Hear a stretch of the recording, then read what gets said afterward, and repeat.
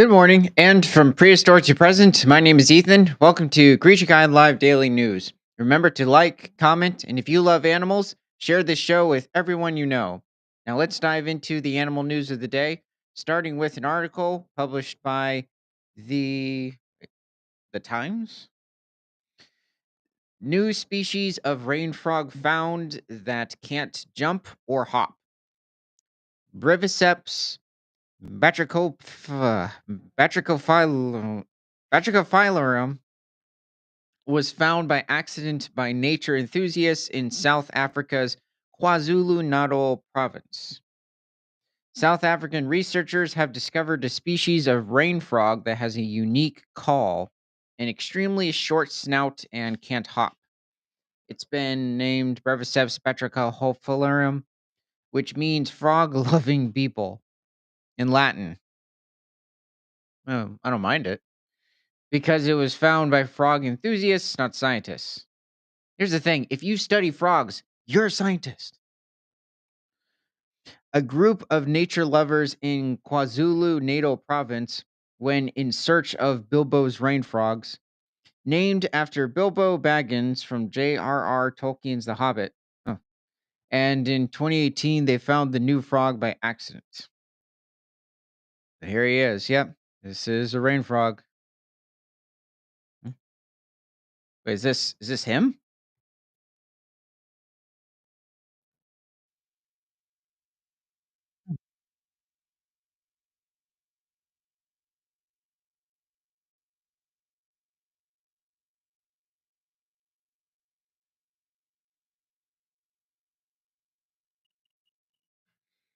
So he's probably calling for a mate in this situation. Oh, I didn't realize that. Nicknamed the Boston rain frog after a village in the high altitude grasslands where it lives, it has now been confirmed as a unique species after studies on its call and genetics. The Boston rain frog is 35 millimeters in length, I'm assuming. Eats mainly termites and other small insects, and can't hop but can only walk. According to Louis Dupreez, the professor of zoology at Northwest University in South Africa, who led the research. And rain frogs do tend to have more of a walking sort of a locomotion, unlike many other families of frogs. It's a bloated little golf ball with short legs, Dupreez explained. He said that while the Boston rain frog, like most frogs, has poison in its skin, its camouflage coloring and the fact it lives in a burrow are its main protection against predators. The Boston rain frog is from the same African Breviceps genus as the Bilbo's rain frog. Frogs from this group are burrowers that live underground except for when they surface to feed or breed, hence one species being named after a hobbit. Hmm, it's a very almost looks I almost thought I was in some part of Scotland or northern England. I guess it would make more sense with Scotland with this type of pasture. It's like they've been having sheep over here. It's nice. The Tugela Valley in KwaZulu-Natal, South Africa. They lay their eggs in underground chambers, and their tadpoles emerge and complete their development not in the water, but in a mass of foam in the nest chamber. Asked what the main significance of his research was, Dupreez said it's definitely that it is a threatened species. So, from a conservation respect, it's very important. Threatened species can mean anything. Threatened is a part of the order in which how it defines the population of a certain animal. If it has if there's an abundance of something, like let's say if you're talking about um, raccoons, they're of least concern. Some instances you could say that they're stable, but to least concern is what they are on the list. If you're talking about something like a Sumatran rhino, which there's only about 70 of them out there, then they're critically endangered. If you're talking about an animal that there are individuals in captivity but not in the wild, then it would be referred to as extinct in the wild. Um, but there's some still in activity. I mean, captivity. And then vulnerable. So Vulnerable comes after stable or least concern. Sometimes stable is thrown in with least concern, but other times when it's not, vulnerable is where um, it's not it's just the population is just below where it would be considered stable. And then threatened means there's a bit of a problem going on with their population. And then after that is endangered. So something like the Asian elephant would be considered endangered, mainly because despite it having a population somewhere between 30 to 50,000, which is not very high, many of the populations are fragmented over in Asia. Because the species is believed only to be found in a limited geographic range, Dupree says that it warrants inclusion on the International Union for Conservation of Nature's Red List for species threatened with extinction. The frog's discovery also reveals that the population of Bilbo's rain frogs is smaller than previously believed. Each frog species has a unique call, and Dupree's found that the Boston rain frog's call had been recorded previously during a 1999 survey near Boston Village. However, no specimens were found at the time, so researchers tentatively assigned the call to a Bilbo's rain frog. That this has now been disproved means the area where the Bilbo's rain frog is actually found is smaller than previously thought, Dupree said. So suddenly, Bilbo goes up to critically endangered. Wait a second.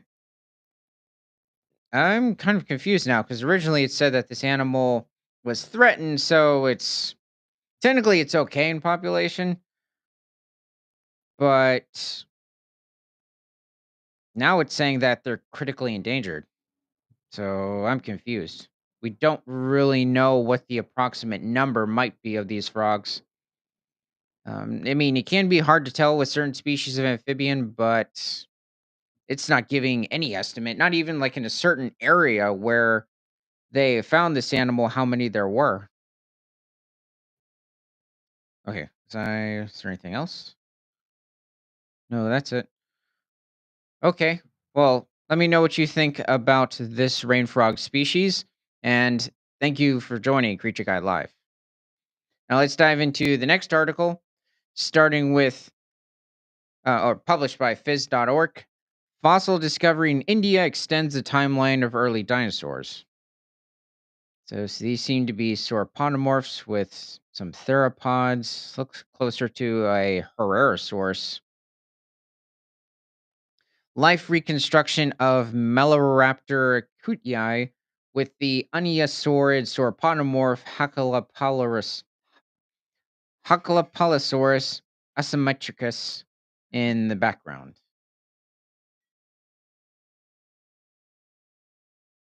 Say both.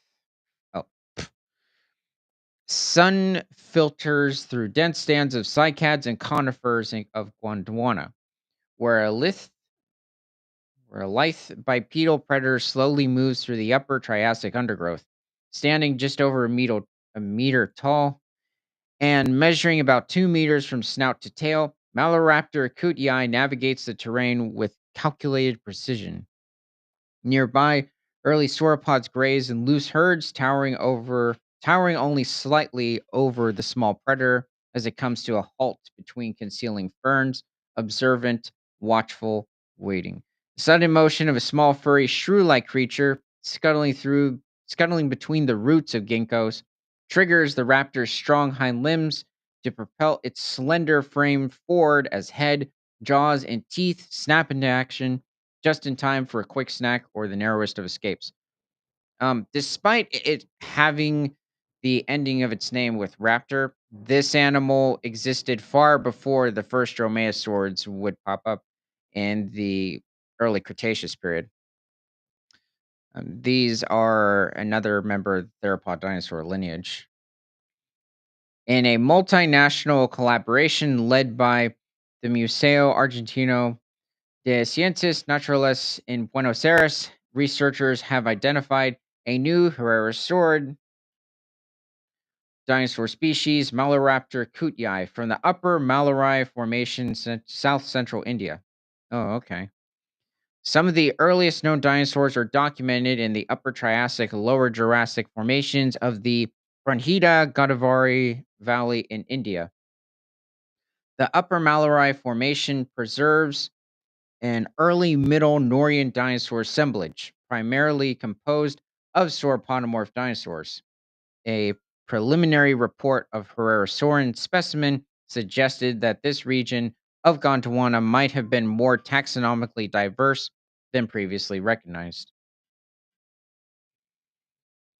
Herrerasaurians represent one of the early lineages of predatory dinosaurs, characterized by a bipedal stance and a suite of skeletal traits that distinguish them from later Saurischians.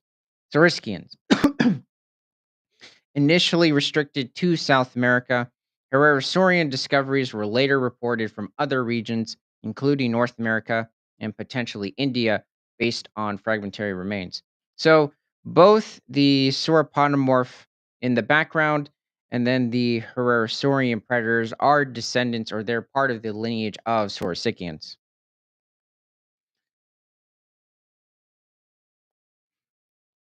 A taxonomic position of these early Saurischians has been debated. Sorry, I don't know what's with my speech this morning.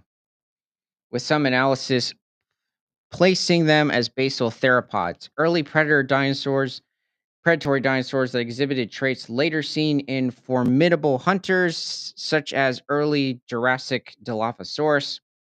Yeah, but you just pushed all the way to North America during the early Jurassic. I mean, um, I'm guessing this is somewhere around, looking at that formation, it's over 225 million years ago, while others position them outside the main clade of Theropoda and Sauropodomorpha. And I say clade?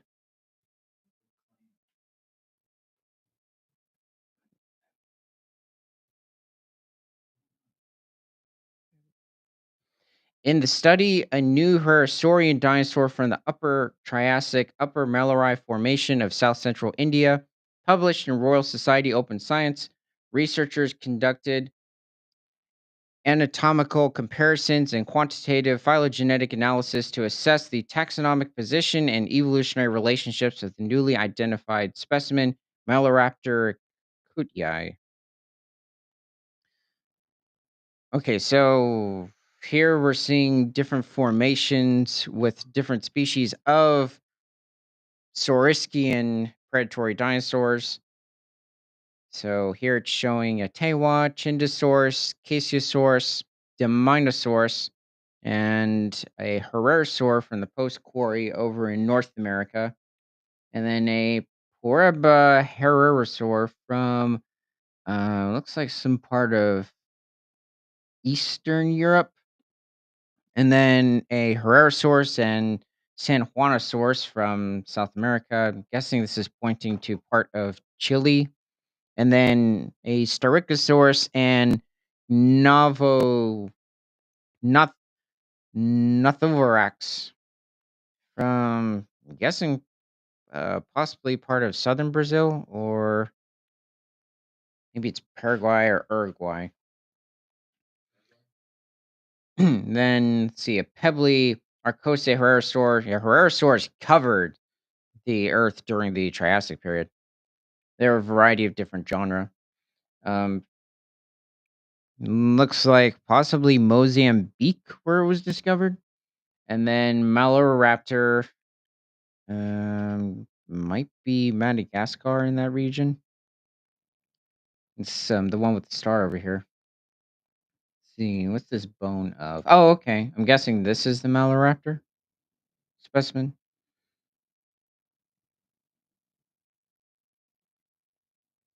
Um, yes, a bit confusing. I think this might be pointing to different formations. I don't know. I'm not sure what I'm looking at. Fossil specimen ISIR 282 was recovered from the Upper Malarai Formation in the Pranhita Godavari Basin of south central India, dating to the early Norian stage of the late Triassic. The formation, oh, okay, so this was after 225 million years ago. The formation preserves faunal transitions following the extinction of rhynchosaurs. Identified skeletal elements include a first primordial sacral vertebrae with its right rib and the base of the left rib, a um, caudosacral or first caudal vertebra, an interior caudal vertebra, the right ilium, the proximal and distal ends of the right pubis, the proximal end of the left pubis, and the distal most portion of a right second sacral rib. Researchers employed two phylogenetic data sets to conduct quantitative analysis. One data set, a modification of the matrix originally developed by Nesbitt, included 389 characters scored across 61 active terminals, focusing on early Sauriskian relationships. Another data set modified by Garcia comprised 292 characters scored across 77 active terminals, emphasizing Herrerasaurian interrelationships. So I'm guessing what it means is that like there were possibly different genre of Herrerasaur that were coming to contact with each other, which is very possible. I mean, you see this with a variety of different groups of theropod dinosaurs later into the Jurassic, not just the late Jurassic, but even the early Jurassic, with different animals related to Dilophosaurus coming to contact with Dilophosaurus itself. And then you bump into, well, you head into the late Jurassic, and you have different species of carnivores like Allosaurus, Torvosaurus, and Ceratosaurus living in the same region. And then you have it where in the early Cretaceous, and you have a variety and of Spinosaurs if you're in certain parts of Europe coming into contact with each other. Quantitative analysis recover Maloraptor cutii as intermediate in Herrerasauridae, more derived than the earliest North American Herrerasaurians, referring to Tewa and Chendosaurus, yet still outside the South American Herrerasauridae. It even shares some features with the South American group, reflecting its derived position, but lacks their defining robust pubic boot and broad supracetab- supracetabular crest. At the same time, classic Herrerasaurian characters,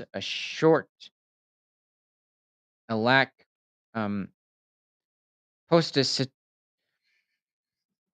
post postacetabular process and a vertically oriented pubic shaft secure its place in the broader clade. Identification of Maloraptor cutii in the upper Mallory Formation extends the known temporal range of Herrerasaurs, suggesting survival through the faunal turnover following the extinction of Rhynchosaurs, challenging assumptions of their restriction to South America during this interval. Okay, so I guess Herrerasaurs in general might have been a little less common in this specific area over in India, considering there was a lot of restriction to certain Herrerasaurs over in South America. So this is good to know.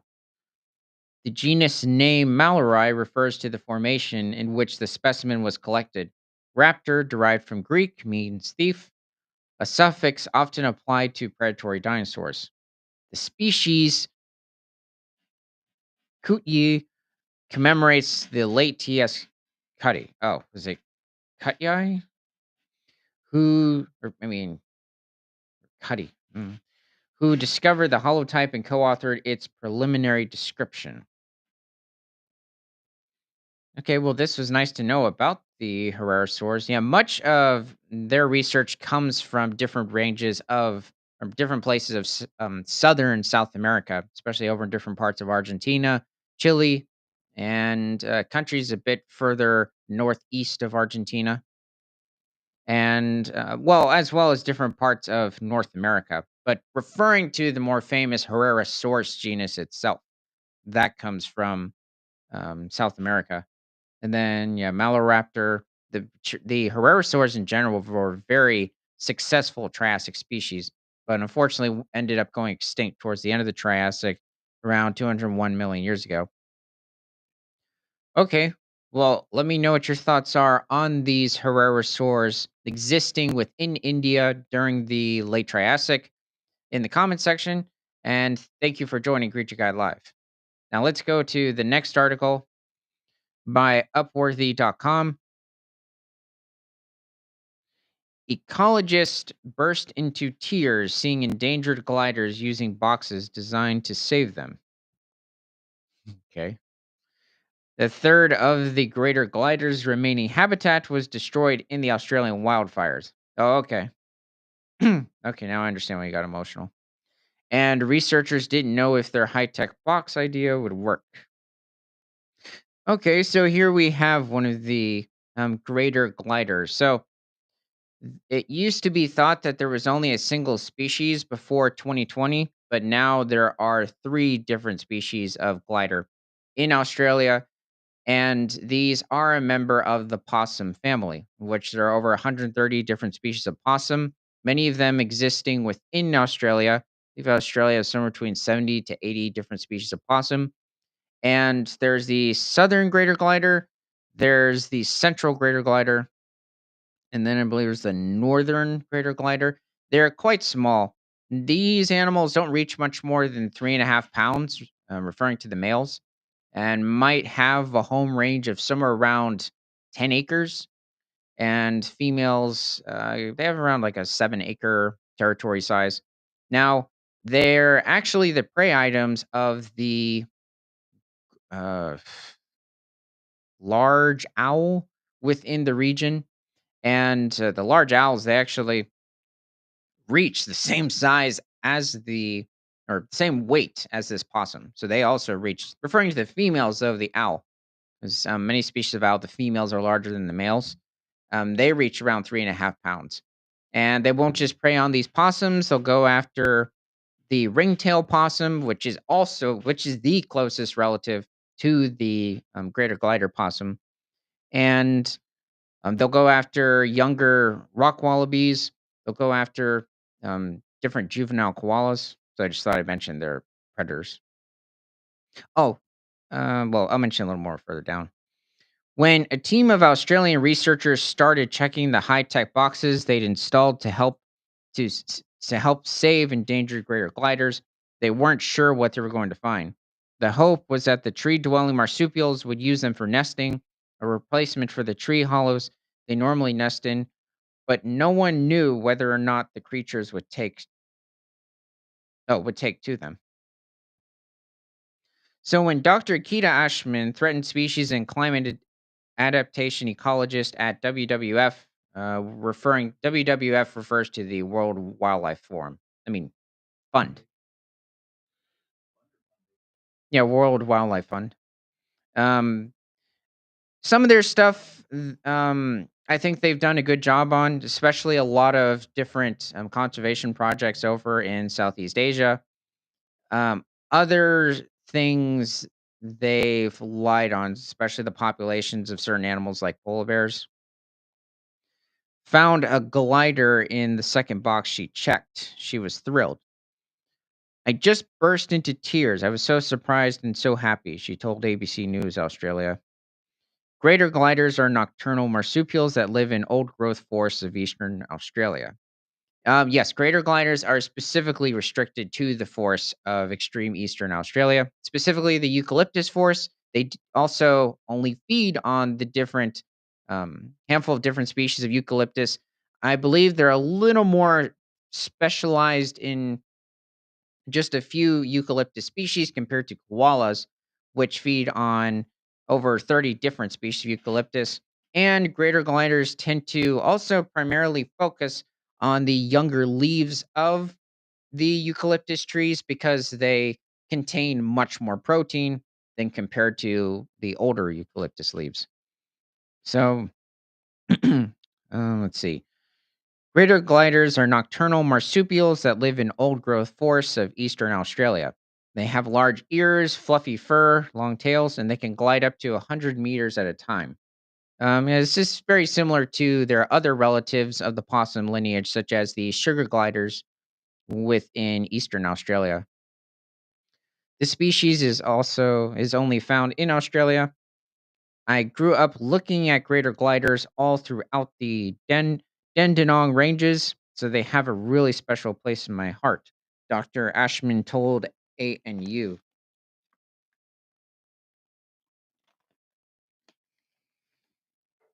The special nesting boxes were designed and created through a partnership between Australian National University, Greening Australia, and the Worldwide Fund for Nature Australia after bushfires destroyed a third of the greater glider's remaining habitat. Sheesh.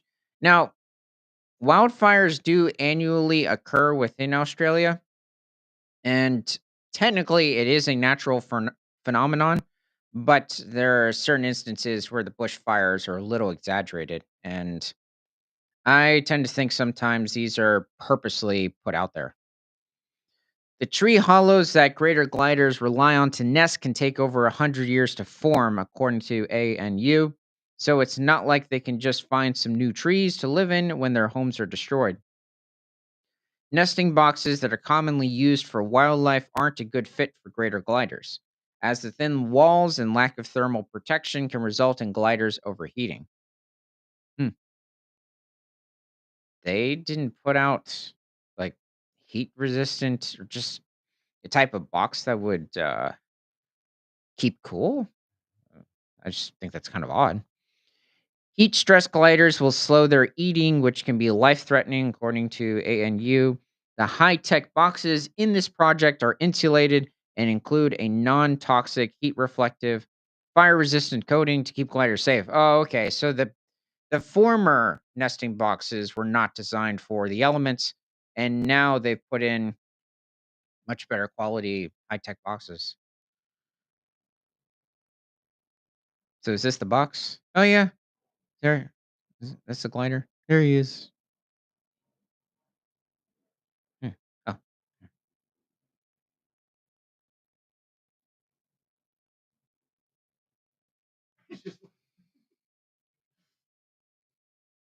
Uganda National Park. Yeah, this is Eastern Australia. Oh, it's right after the fire too. Yeah, look at him. Oh, I want to go right to the beginning. See that guy?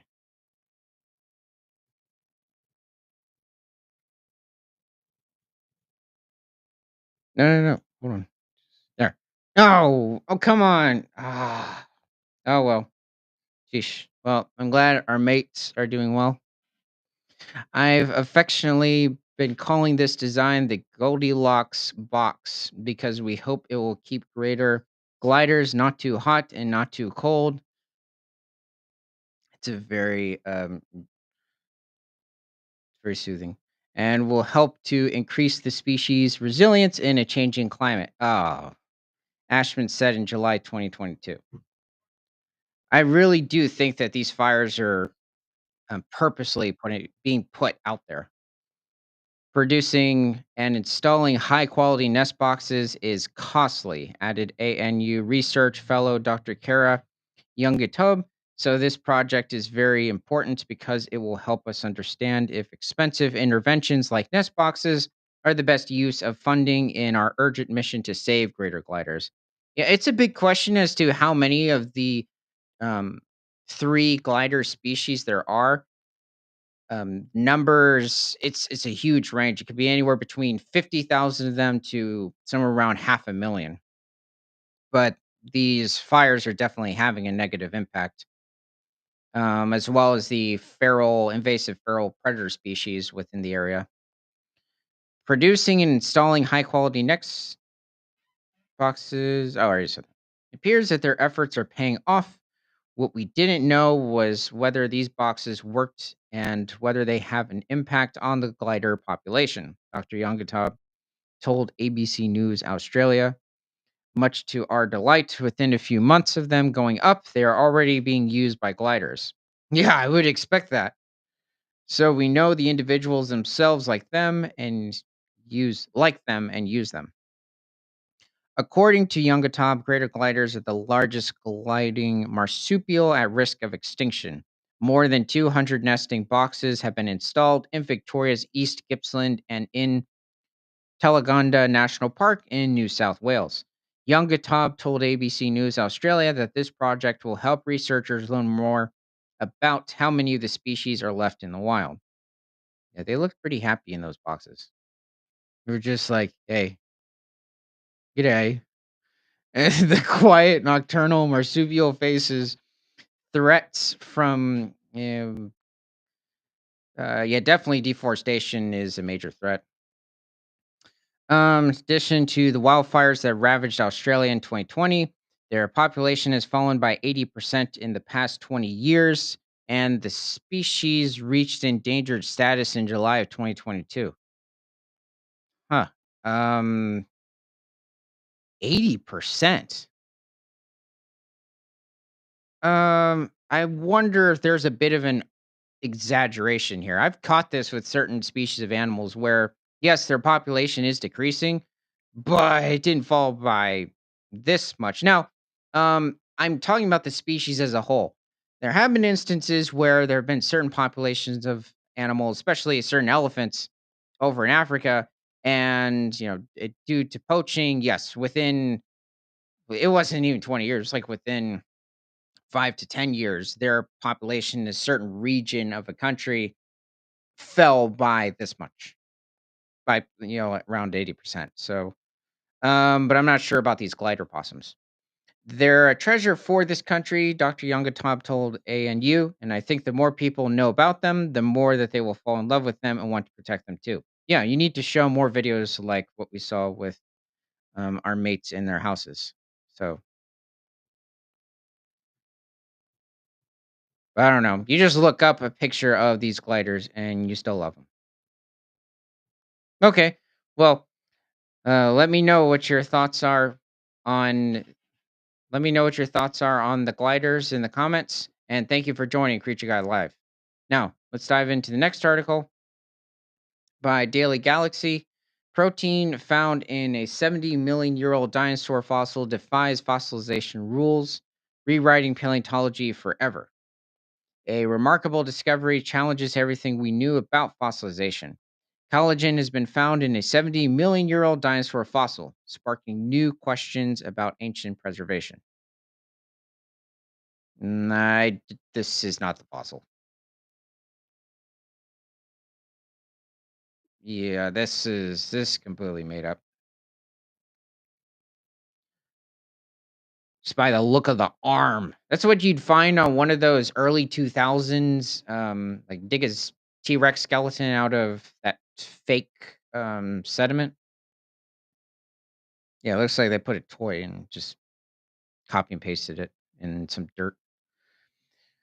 For decades, paleontologists have adhered to the idea that fossilization gradually replaces organic materials with minerals, erasing all traces of life's biological components. This belief has shaped the way scientists interpret ancient remains and reconstruct the distant past. But a recent discovery threatens to upend this foundational assumption, offering new insights into the preservation of life millions of years ago.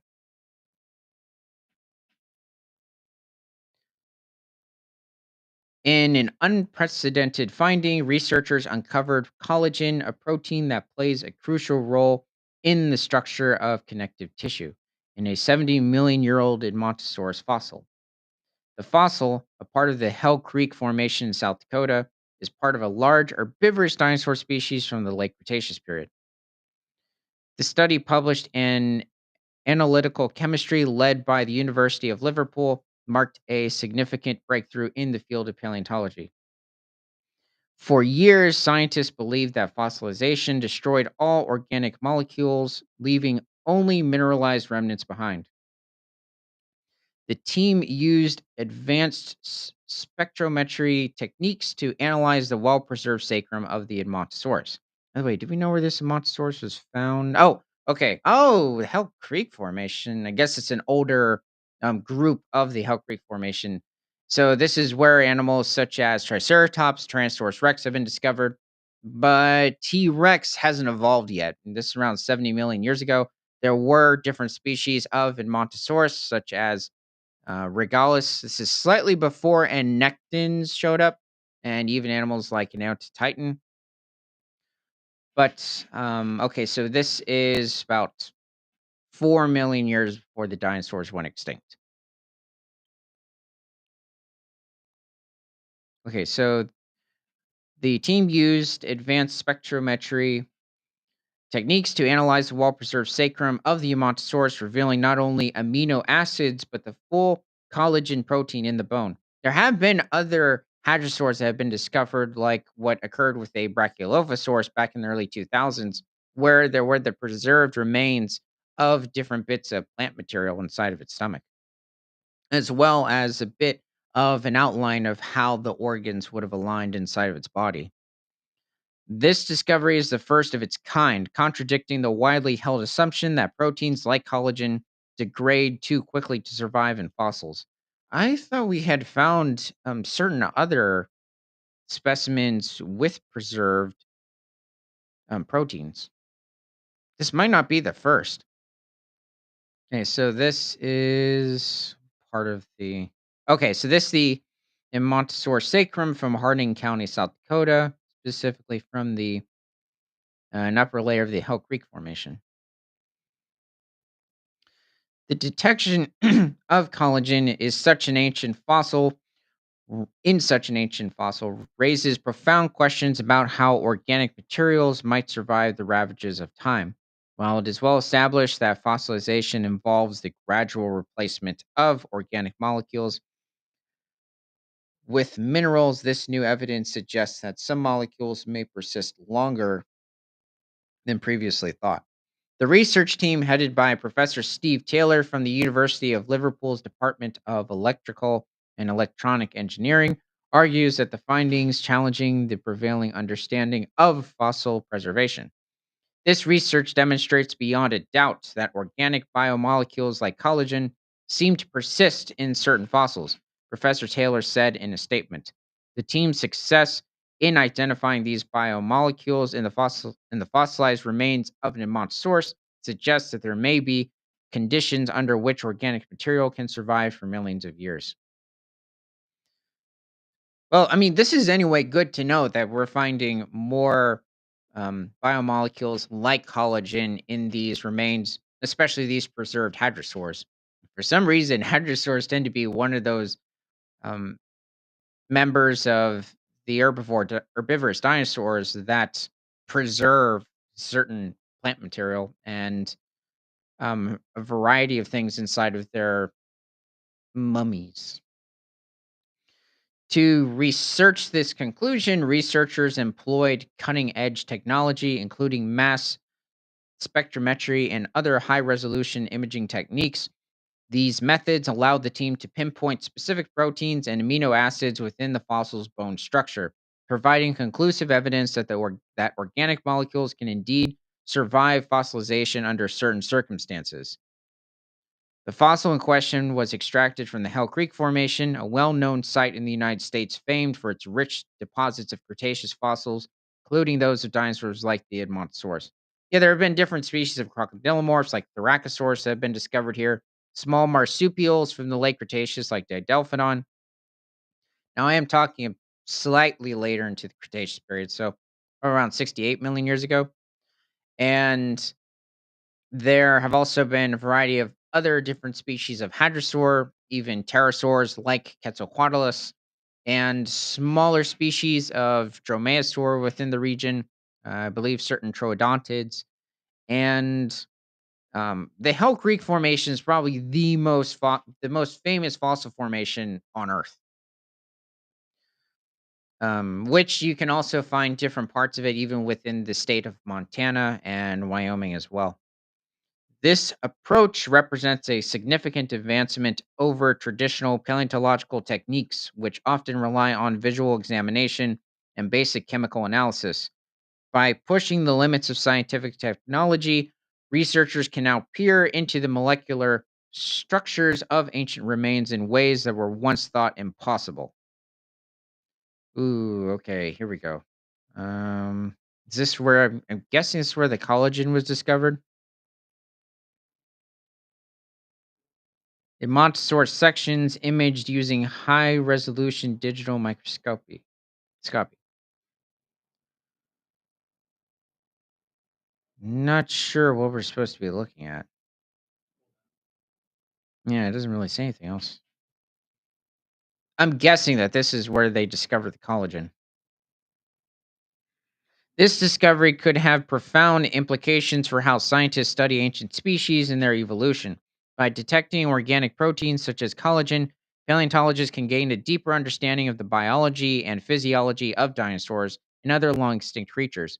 It opens the possibility of reconstructing the appearance and health of these species with greater accuracy. In addition, this finding may offer clues to the long-standing mystery of how organic molecules, which naturally decay soon after an organism's death, can survive in such an extraordinary state over millions of years. The team's research could potentially lead to new techniques for investigating other ancient fossils, unlocking secrets that were once thought to be lost to time. Oh, okay, that's it. Well, it's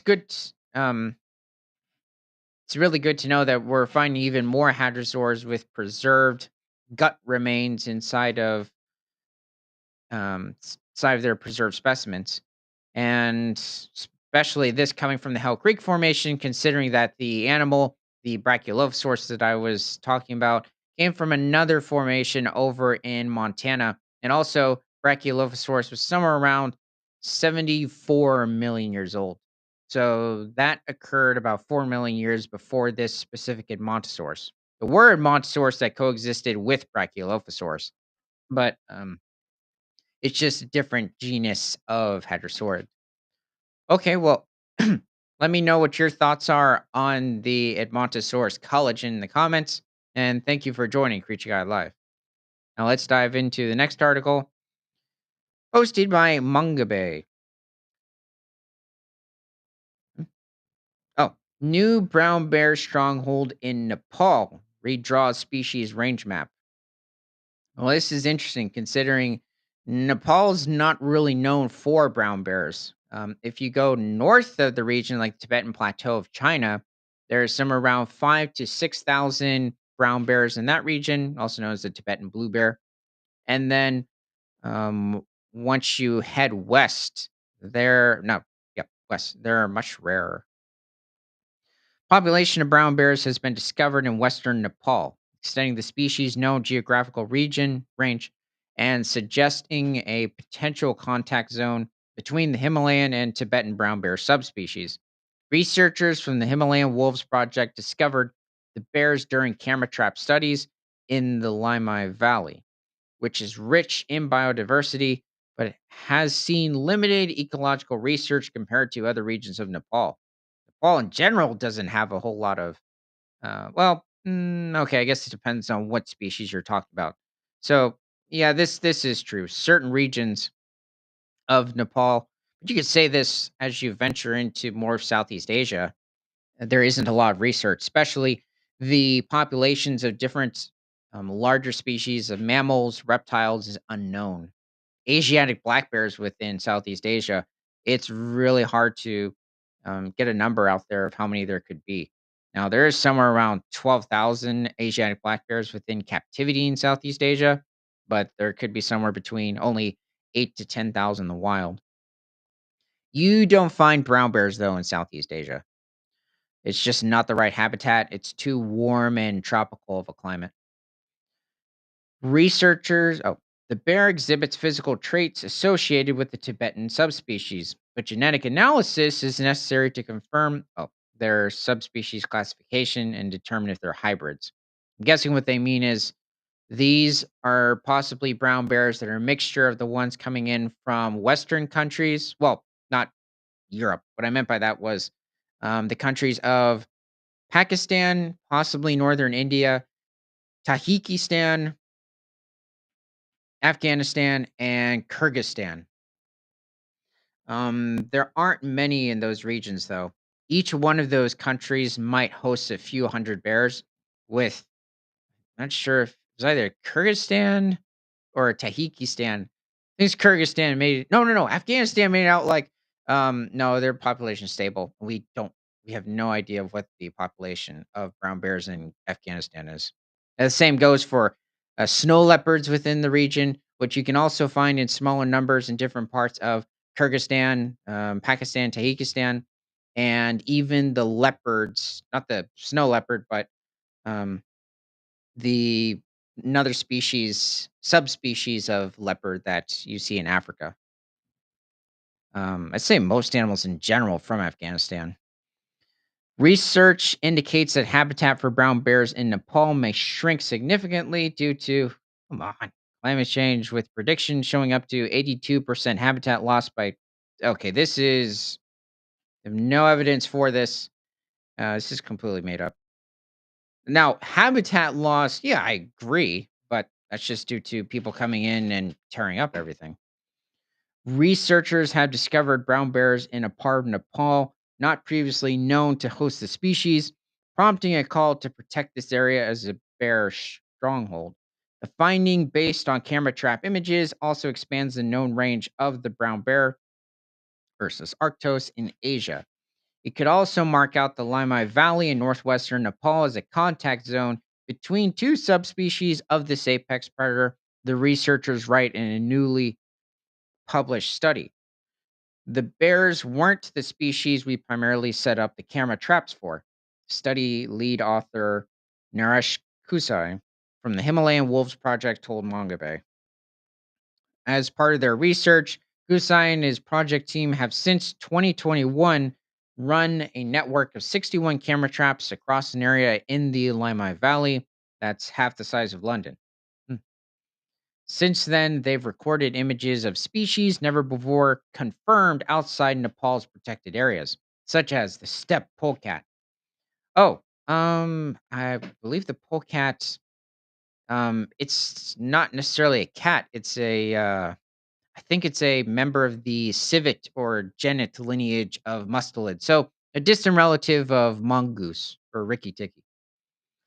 Um, the Pallas's cat, that's the people tend to associate it with just a morally obese species of cat. The truth is, this animal is actually quite muscular.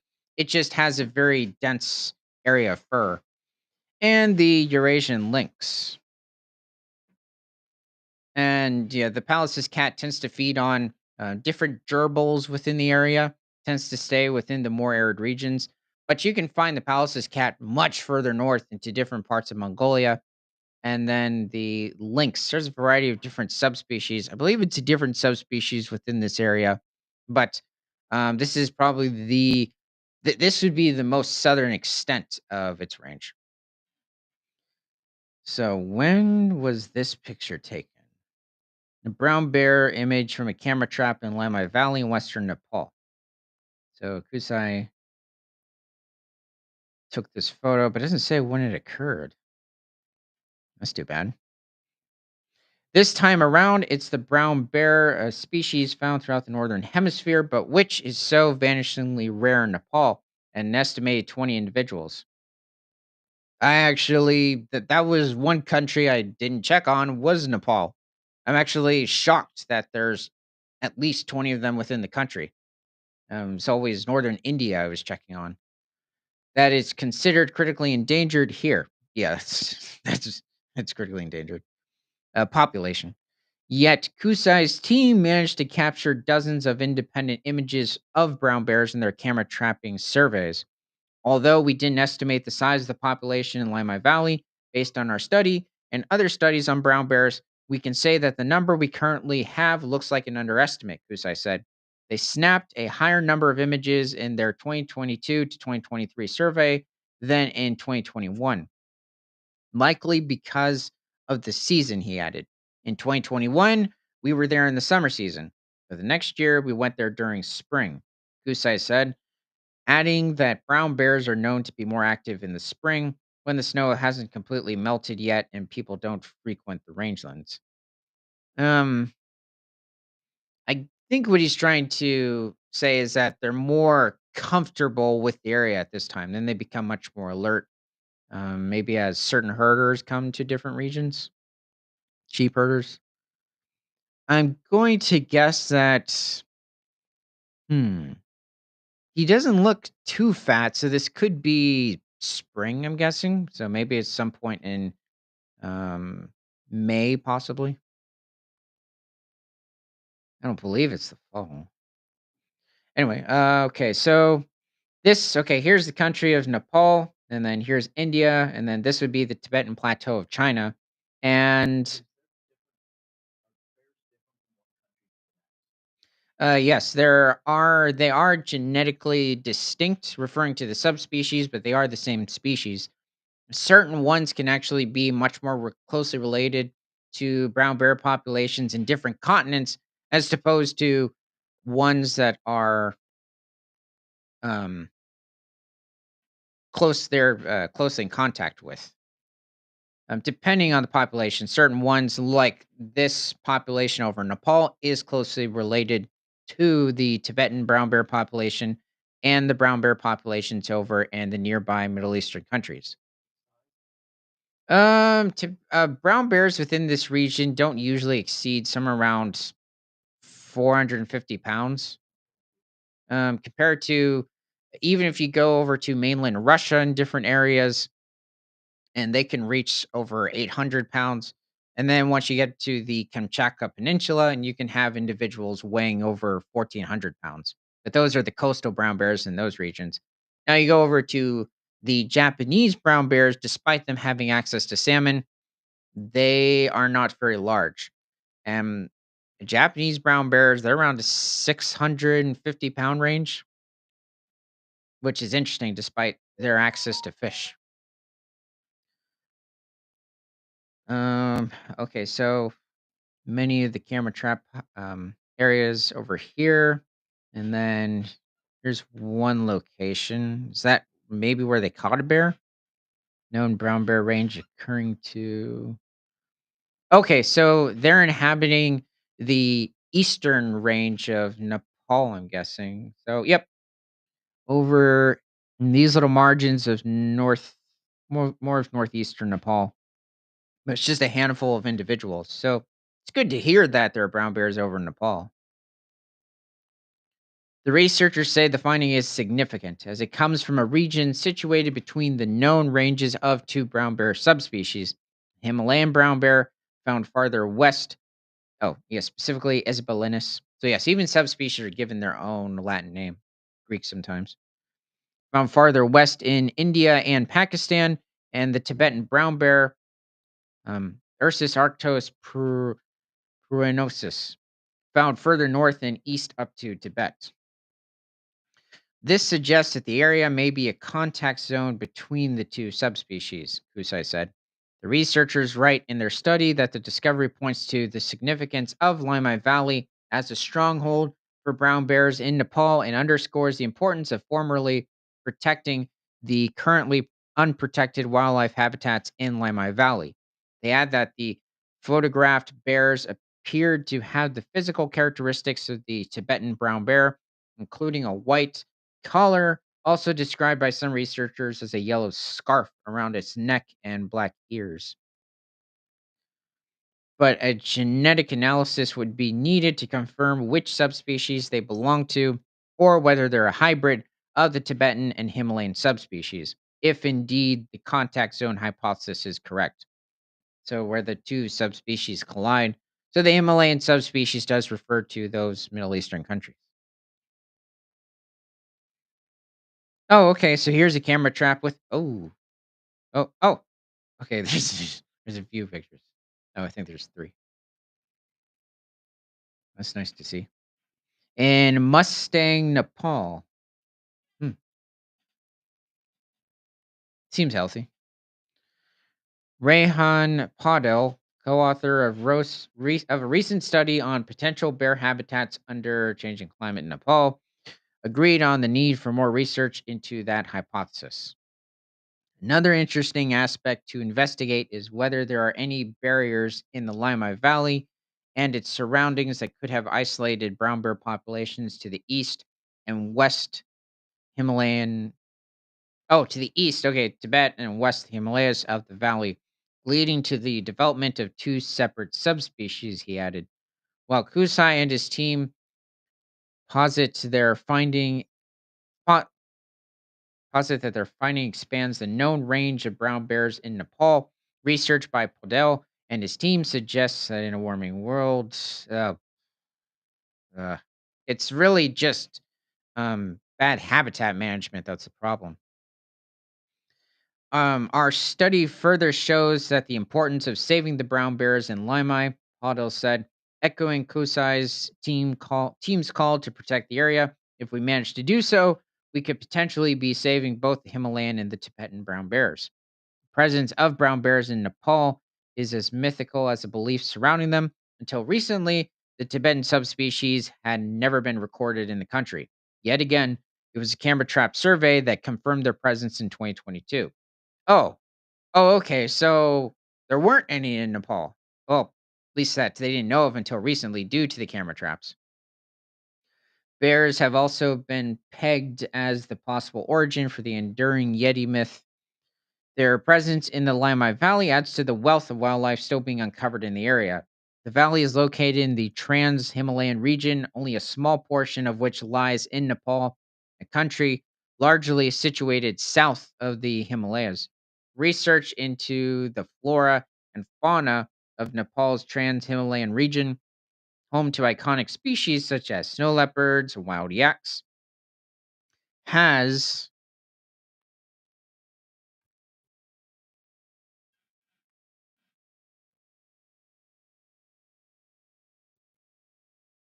Oh, okay. Has been limited compared to the lower elevation hills and plains, where better known species such as greater one-horned rhinos and Bengal tigers are found. Yeah, but that's in a region much lower in elevation compared to where these animals are inhabiting. It's also much further south, so they're not going to come into contact with each other. Referring to the one-horned rhinos, Bengal tigers with the snow leopards, yaks, and brown bears.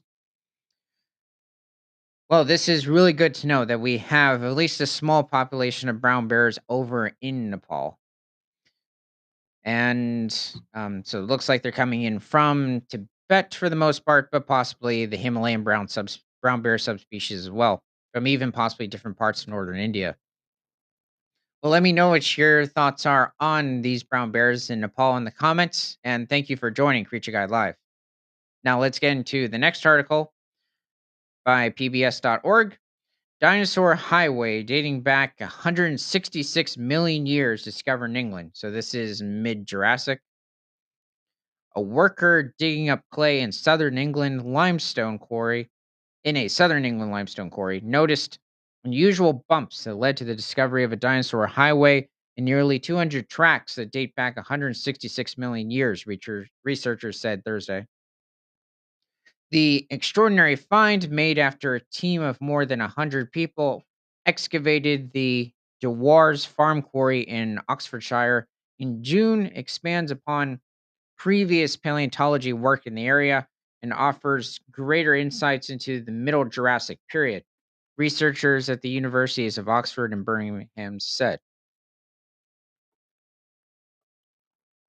These footprints offer an extraordinary window into the lives of dinosaurs, revealing details about their movements, interactions, and the tropical environment they inhabited, said Kirsty Edgar, a micropaleontology professor at the University of Birmingham. So I wonder if these herbivore. Oh no, that's a theropod footprint, large one too. I wonder if this is something slightly larger than a megalosaur, which Megalosaurus was around 31 feet in length, possibly reached somewhere around 2.5 to 3 tons. And England is very well known for Megalosaurus, with it being the first confirmed dinosaur discovered. Also, trackways of different time periods within the Mesozoic era, when the dinosaurs existed, have been discovered within England. Variety of footprints from iguanodon have been discovered in England, but this really wonder who this is. I'm going to guess it's Megalosaurus. Four of the sets of tracks that make up the so-called highway show paths taken by gigantic long-necked herbivores called sauropods thought to be Cetiosaurus, a dinosaur that grew to nearly 60 feet in length. So Cetiosaurus is a species of sauropod, one of the largest that existed at this point in England. And even like despite England also being a variety of, well, Europe in general, islands at this point, you still had different sauropod dinosaurs that reached over 30 tons. So certain documentaries have made it out like there were only small dinosaurs within England at this point, didn't reach much more than 1,500 pounds. That is far from the truth. Um, a fifth set belonged to the Megalosaurus, a ferocious 9-meter predator that left a distinctive triple claw print and was the first dinosaur to be scientifically named 2 centuries ago. An area where the tracks cross raises questions about possible interactions between the carnivores and herbivores. Scientists have known about and been studying Megalosaurus for longer than any other dinosaur on Earth. And yet, these recent discoveries prove there is still new evidence of these animals out there waiting to be found, said Emma Nichols, a vertebrate paleontologist at the Oxford University Museum of Natural History. Nearly 30 years ago, 40 sets of footprints discovered in a limestone quarry in the area were considered one of the world's most scientifically important dinosaur track sites. But that area is mostly inaccessible now, and there's limited photographic evidence because it predated the use of digital cameras and drones to record the findings. Why is it off limits? I haven't heard of that before. The group that worked at the site this summer took more than 20,000 digital images and used drones to create 3D models of the prints. The trove of documentation will aid future studies and could shed light on the size of the dinosaurs, how they walked, and the speed at which they moved. The preservation is so detailed that we can see how the mud was deformed as the dinosaurs' feet squelched in and out, said Duncan Murdoch, an earth scientist at the Oxford Museum. Along with other fossils, I think I know who that guy is. Hmm. Along with other fossils like burrows, shells, and plants, we can bring to life the muddy lagoon environment the dinosaurs walked through. The findings will be shown at a new exhibit at the museum and also broadcast on the BBC's Digging for Britain program next week. And oh, not you, you failure. Yeah, this thing. Here's what I'll say.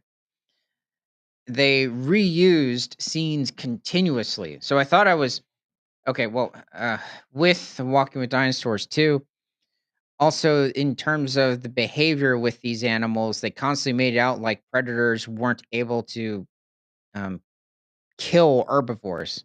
And the interesting thing was, it used to be quite the opposite with documentaries where they'd have the carnivores consistently take out the herbivores, um, especially in the early 2000s. But also, just the overall behavior of animals like T Rex and the sauropods were drastically exaggerated, made the sauropods too slow, sluggish, not very intelligent. The T Rex was focused on obtaining meals that were simply too small to sustain him. And even when you look at the raptors, like they had Utah raptors attacking the Nodosaurus gastonia from Utah around 125 million years ago. And they made it out like the Utah first of all, Utah Raptors for the most part wouldn't really go after Gastonia, probably go after the iguanodontids within the region, such as Decotodon, which was a relative of the iguanodon from England at that point. And then you had way too many of the ceratopsians in a single location, specifically the pachyrhinosaurs, and like it was showing thousands of them. And um, this is based off of the remains of the amount of pachyrhinosaurs that were found in a single area, but possibly due to a massive flood event, you might have only had somewhere around 20 to 30 individuals max in a herd, because there's only so much vegetation in a certain area to support these animals, and that's not including the several variety of ceratopsians that were within the region of Alberta 75 million years ago. And then you had the different species of hadrosaurs they had to compete for food with, and even different species of sauropods. So you can't have it where there are thousands of these 4-ton animals, along with others, feeding off of plants within a certain area. But yeah, besides that, just also the animation wasn't very good either. But looking at these footprints, this is really good to know. Looks like there was a Megalosaurus Satiasaurus hunting interaction going on here, kind of like what has been discovered. This was much further back though, with Acrocanthosaurus and Paluxysaurus over in Texas. That hunting situation occurred somewhere around 110 million years ago, towards the later part of the early Cretaceous. Okay, well, let me know what your thoughts are on this hunting situation. Unfortunately, though, it doesn't look like there were any bones found amongst it of these animals. But they're very good looking footprints. These are very well preserved. Um, in the comments, and thank you for joining Creature Guide Live. Now, let's go into the next article from Yahoo News. Today's show slammed for most Australian joke as upsetting video emerges. A segment featuring a local community's beloved kangaroo has sparked concerns about a wider problem. A controversial clip on Today featuring a dog harassing a kangaroo has sparked a backlash. Video aired on Channel 9's flagship morning show Today featuring hosts laughing at a kangaroo being harassed by a large dog has sparked frustration among native animal lovers. Experts have dubbed the response to the clip careless, arguing it highlights a wider misconception many Aussies have about wild animals interacting with domestic pets. Um, I mean, this does occur. Everybody knows. Um, I think what's going on here is a was that a some collie and just annoying. I'm guessing this is an Eastern gray kangaroo. Yeah. I mean, there are many instances where kangaroos will just grab dogs. Um, let's see. As the short clip is played, the Sydney based team described the native marsupial as very menacing and joked that its encounter with the dog is the most Australian thing. But further south in Melbourne, where the incident occurred, locals feared the kangaroo could have been seriously injured by the attack. The kangaroo in the video is beloved by a large community southeast of Melbourne, where he's been affectionately named Nigel. Nigel is a very gentle kangaroo. I've known that kangaroo for 4 years. I know his movements, but I can't find him. Local shelter operator Sue Johnson told Yahoo News. This is where it occurred.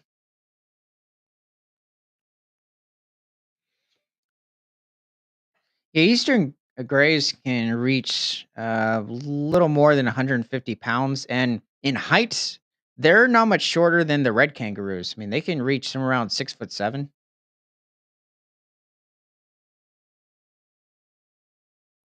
This just replaying it. Oh,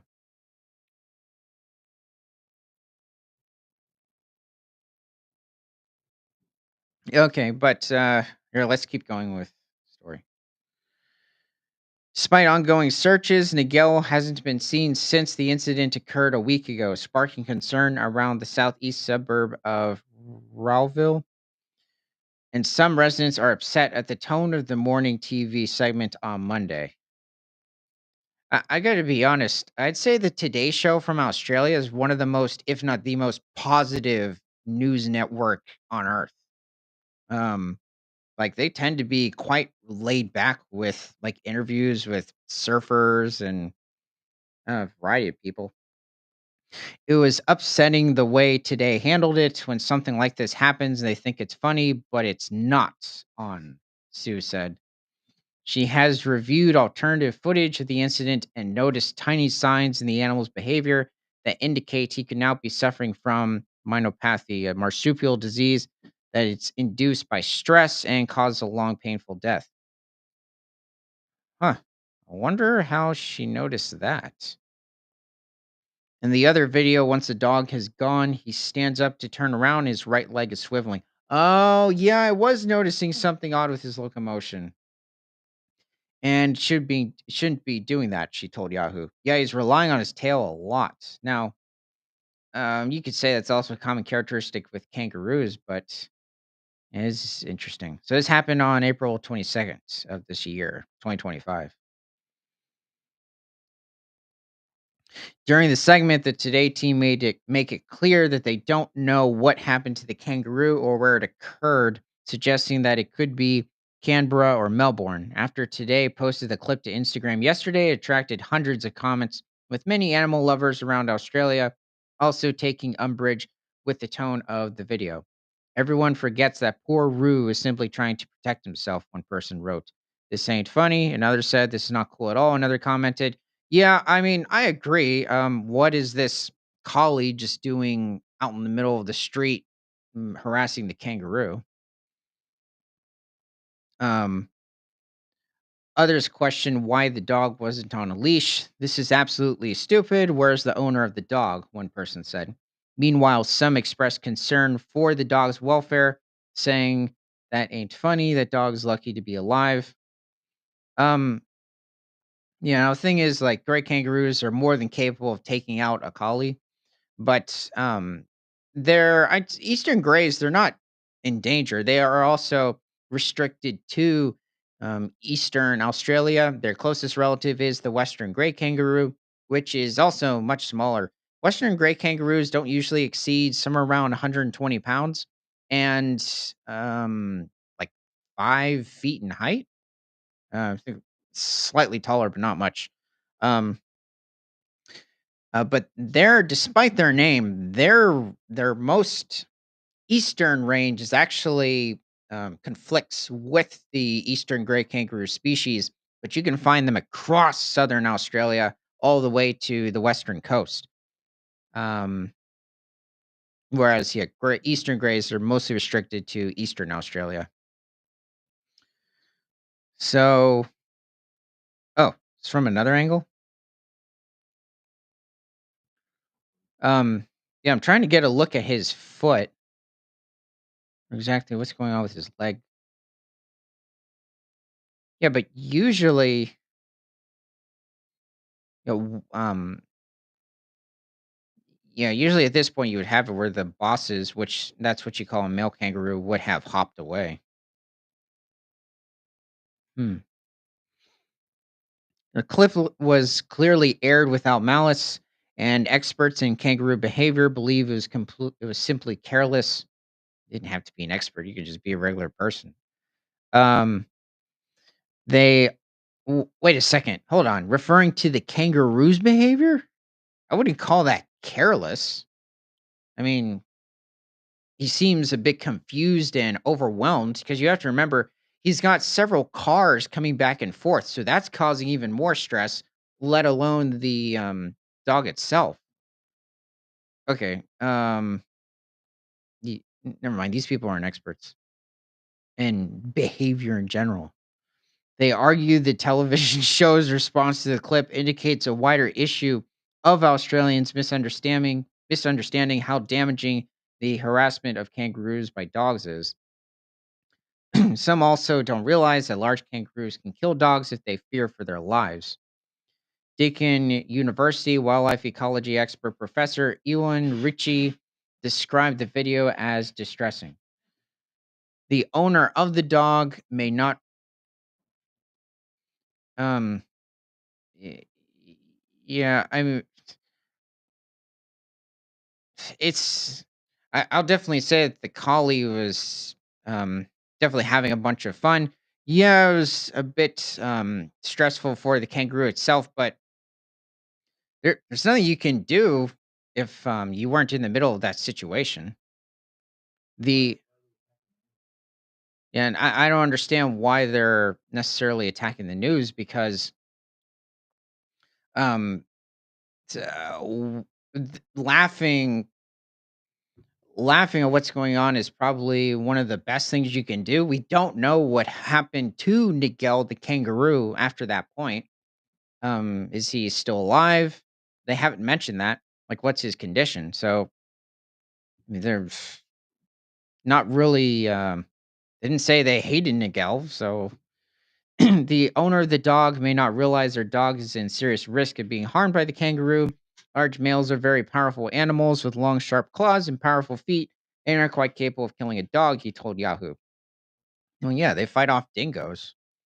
Of course, there's also the possibility that the dog will harm the kangaroo, which is, of course, protected native wildlife. And then on top of that, there are pedestrians and drivers in the vicinity of the panda kangaroo, and it could potentially hit a car or bystander. I also wonder if this collie is new to the neighborhood and it happened to leave the house or yard and ended up just harassing the kangaroo. Because my opinion is if it's going to harass the kangaroo, this dog is also a danger to kids and just people in general.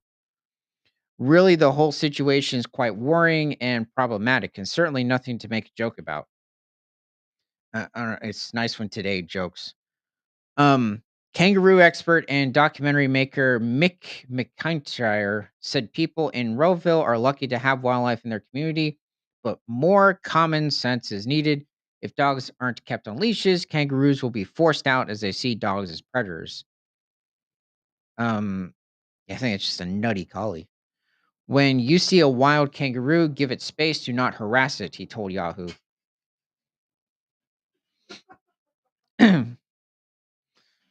The TV commentary made much hilarity. Why hasn't anyone put the comment of instead of just putting your collie on a leash, how about have it herding sheep and not locked up in a yard?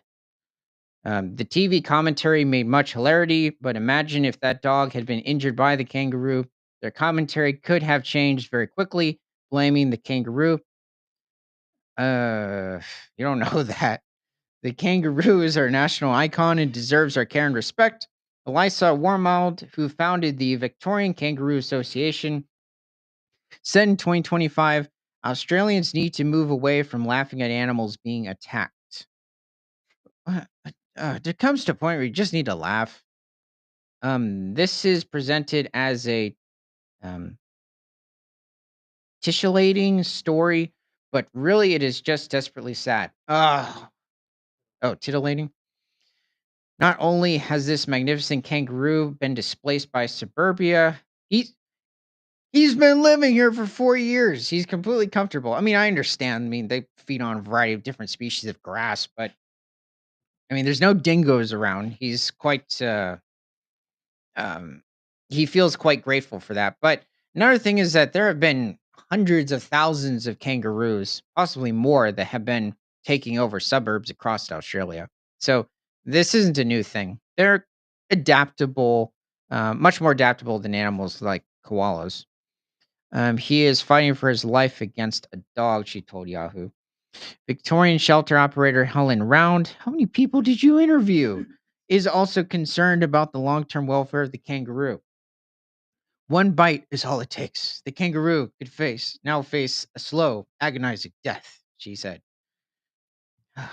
You should be hired for a narration. Oh, thank God there's no more opinions. Um, anyway, it's unfortunate that this had to occur with the kangaroo. Um, and fortunately, there's an annoying collie, but besides that, hopefully this male will be okay. But if he has a disease, then he might be, towards the end of his life. But it's a big question. We don't know what happened to the kangaroo after this incident. Um, And, uh, I just find it annoying when they get so many opinions, and it's all just negative and sad towards these type of situations. Somehow, there wasn't one incident of, Oh yeah, I thought it was entertaining. Instead, it was just constantly attacking today, and yeah, it was just sad. Anyway, let me know what your thoughts are on this eastern gray kangaroo, Nigel, and his collie conflict. Um, call it Scotland versus Australia because collies are from Scotland. But anyway, let's thank you for joining Creature Guide Live. Let's head on to the final article. Oh, okay. By CMU, world's largest cave yields two prehistoric sea monsters hidden for 325 million years. Okay, so these seem to be Devonian sharks. So over 360 million years ago. Two prehistoric sea monsters were discovered after more than 325 million years in the world's largest cave system, Mammoth Cave in Kentucky. Okay, so this is not the Devonian, this would be the mid Carboniferous period. So this time when oxygen levels were also much higher than um today's, and this is why you had extremely large arthropods or different types of insects and even centipedes during the time, which you had the largest centipede on land, known as Arthroplura, that reached a weight of possibly around 110 pounds. Stretching across more than 420 miles beneath the earth, this vast underground world is revealed has revealed fossilized remains of two ancient sharks that once hunted the shallow coastal waters of a long vanished sea. These findings not only tell a captivating story about the oceans of an ancient world, but also open windows into a time when what is now eastern North America was submerged under warm, life rich waters. The two sharks identified are named Troglocla- Troglocladodus trimbli and Glycomanius cariforum, members of a group called Cetacanth sharks. Cetacanths first popped up in the Devonian somewhere around 380 million years ago. And I think they went extinct at the end of the Mesozoic, around 66 million years ago. Both measured roughly 10 to 12 feet long, about the size of today's oceanic white-tipped sharks. These fossils were dug out of limestone layers formed during the middle to late Mississippian period around 325 million years ago. The limestone itself is like an open book, telling the story of shallow coastal seas filled with a variety of marine life. What makes this discovery remarkable is the preservation of cartilage, especially from the younger Glycomanius cariforum. Normally, cartilage doesn't fossilize well because it's fragile and easily eroded over time, but hidden inside protective cave chambers, these delicate remains have survived, providing rich new details about how these sharks lived and evolved. As someone who has explored caves and marveled at fossils firsthand, I can say this kind of discovery is a reminder of how patience, teamwork, and curiosity come together in paleontology to uncover stories the Earth has long kept secret.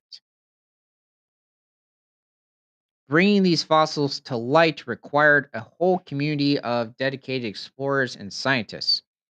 From the National Park Service's paleontology team to the Cave Research Foundation volunteers, every individual played a vital role, mapping tight passageways, crawling through narrow water channels, and carefully extracting tiny fossil fragments. I haven't looked into how far Mammoth Cave is in Kentucky. So, how far in did they find these fossils? The name Glycomanius cariform honors the Cave Research Foundation's crucial support in the field, symbolizing how collaboration can unlock hidden treasures. Superintendent Barclay Trimble described how a single fossil tooth from Truglo- Troglodytes trimbli first sparked excitement during an expedition in 2019. This small piece was the key that led to the eventual identification and analysis of multiple specimens. Preserving such fragile specimens completes a delicate ballot teams worked patiently to avoid damaging small fragments, knowing that one wrong move could erase millions of years of history. Yeah, that happens a lot with smaller specimens. Hearing about these complex field efforts brought back memories of my own early fossil hunts, reminding me that each discovery requires more than luck. It demands skill, respect for the environment, and a shared passion. The recovered fossils offer clues about how ancient sharks adapted to their environments as the Earth's surface changed dramatically during the Mississippian period. So this is the specific section of the Carboniferous, around 325 million years ago. Coastal waters where these sharks thrived covered what is now Kentucky and Alabama.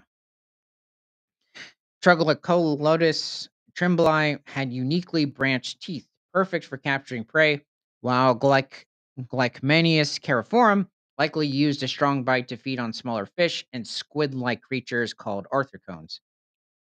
So what's tremblei feeding on? Because Glycmanius apparently is going after the different. Wait a second, orthocones. I thought orthocones were extinct by this point. Must be a close relative of them. Orthocones were squid. They were cephalopods, but they were squid-like creatures that evolved during the Ordovician period. So over 450 million years ago, and some could reach lengths of over 12 feet. But the thing is that they would move specifically backwards in that is their propelled motion. Orthocones. There's I think the largest species.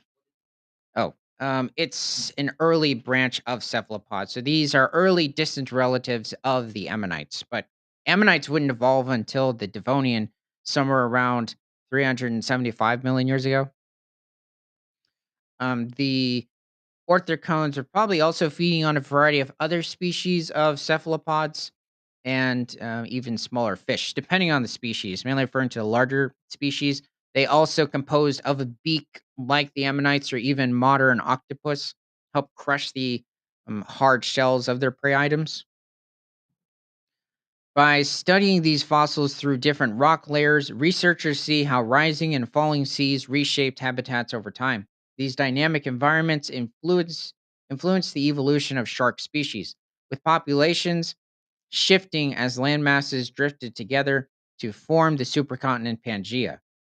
This was a bit later.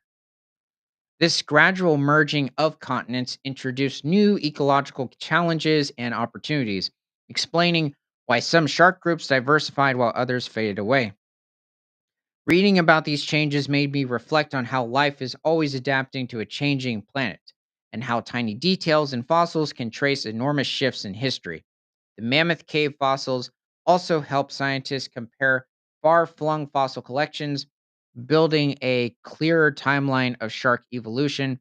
This, combined with studies of coral reefs, bony fish, and ancient sea life, gives a holistic picture of ecosystems that existed hundreds of millions of years ago. Um, okay, so that's pretty much it. So, okay, they found two different species of the Cetacanth sharks from the Carboniferous over in the Mammoth Caves of Kentucky. So, this is mid Carboniferous, and I'm just scrolling up to the picture. So, I'm guessing these are the two distinct species, but they seem to have, in this instance, yeah, identical shape. But if you look at his fin structure and his fin structure, that's wildly different.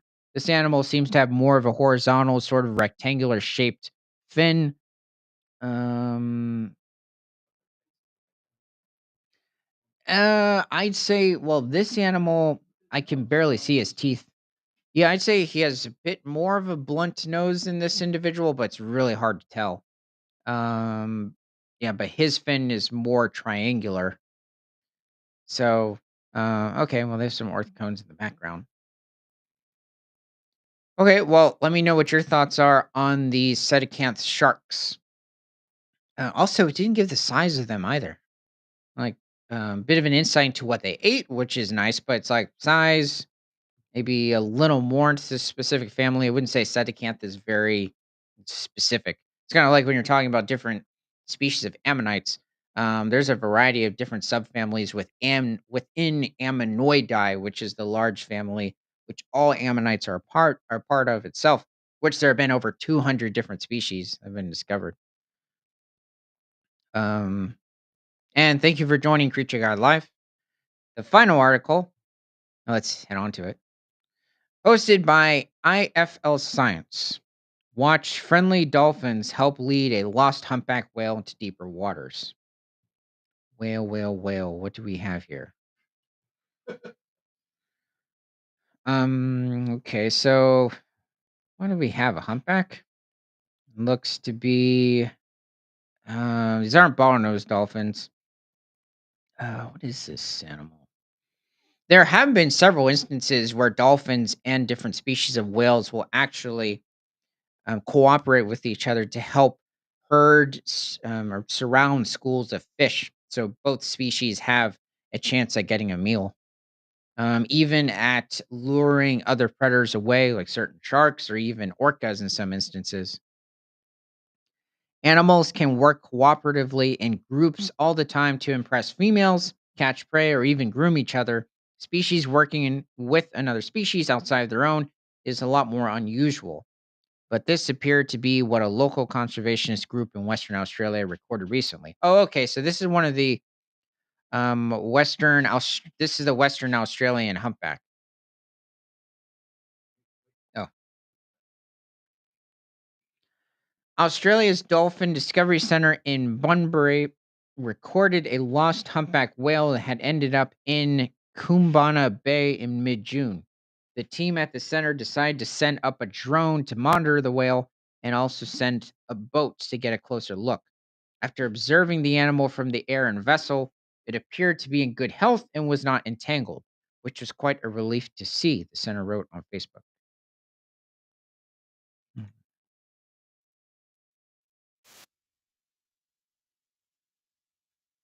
Here. So wait, they said it wasn't tangled.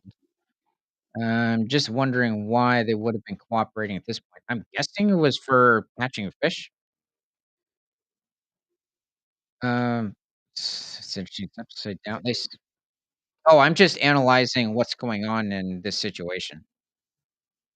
Um, oh, okay. So you have it where there's two dolphins in front of the humpback. Also a bit of a question as to whether or not this is a male or a female humpback. Females are a few tons larger than the male humpbacks. Um, I don't see any schools of fish in front of them. The dolphins seem to have dived in deeper water, but the humpback's still staying at the surface. Oddly, not venturing into deeper water either. And it keeps turning over. What? What happened? That was the end. However, the animal was in the shallower part of the bay. As the boat got closer, a group of dolphins appeared around the whale, eventually seeming to help lead it back out into deeper water to return to its migration route. Is it? I was going to guess maybe if it was blind, but um, well, let's keep going. Sometimes it happens that an animal gets spooked by a predator, is poorly or injured, or might have a fishing gear entanglement, the center said. These animals then often seek shelter in calmer, more shallow parts to rest up. The humpback whales migrate along the coast of Australia between May and November when they move from the cold waters of Antarctica to the breeding areas around Australia's Gold Coast.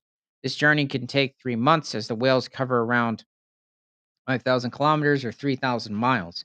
One individual was even recorded swimming a record breaking 13,000 kilometers or 8,000 miles. Probably took a different route. Once these whales were hunted to near extinction, now number around 50,000 individuals. Oh, so this is probably that's interesting because recently I haven't been seeing that number. Maybe this is including the eastern and western humpback population um, estimates of recent times, but because before I was just seeing 25 to 27,000. This is quite remarkable. Um, hmm. Okay. Now, granted, these are also migratory animals, so they're not going to be staying along the coast of Australia for the whole year. Eventually, for the summer months, they're going to be so meaning um December, January, February, March, they're going to be heading back into Antarctica to feed. Now, they are going to be coming into contact with different orca populations within the region, but even off the coast of Australia, they are also prone to orca populations within this area. Um, and yeah, they're going to be also feeding on a variety of Antarctic krill within the region. They're feeding on a couple of other species of krill along the coast of Australia. But this is also close to where, well, in certain regions, it is where they come to calf as well. But also, as we saw in a recent article, for some reason, they seem to be calving a bit further away from their traditional calving grounds. Um, Meaning calving grounds is where they give birth to their young. So, but for some reason, hundreds of individuals have been calving outside of this area. Maybe it's due to the water temperature change in recent years. Maybe it's due to certain predators. I think it might be more likely certain sounds coming in from certain ships or other devices, and they just can't handle it. Um, okay, well, that's it for the animal news of the day. Remember to like, comment, and if you love animals, share this show with everyone you know. Now, you can